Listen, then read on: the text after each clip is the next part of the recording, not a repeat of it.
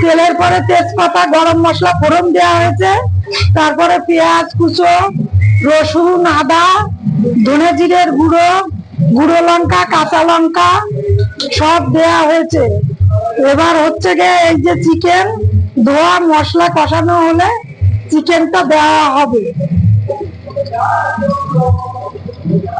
আজকে আর ভালো করে ভিডিও করতে পারবো না, জানি না কি করছি, সব আওয়াজ তো এসে যাচ্ছে।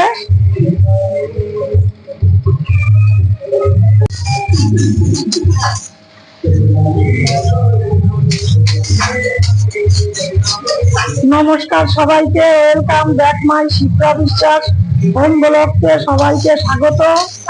তোমরা সবাই কেমন আছো? আজকে আমি মাংসটা রান্না করছি না, দেখো আমার মেয়ে রান্না করছে, কেমন করে করছে তোমরা দেখো।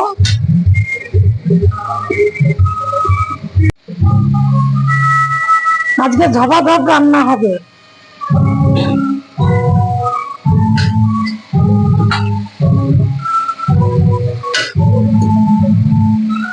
মাংসটা দেওয়া হয়ে গেল, এবার ভালো করে কষানো হবে।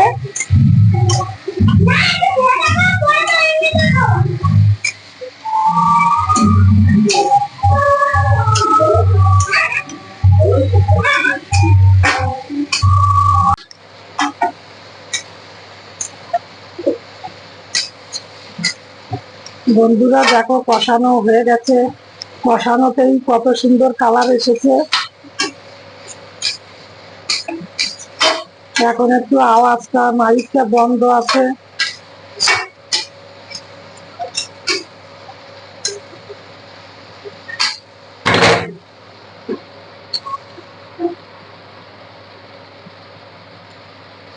জল দিয়ে দিচ্ছে।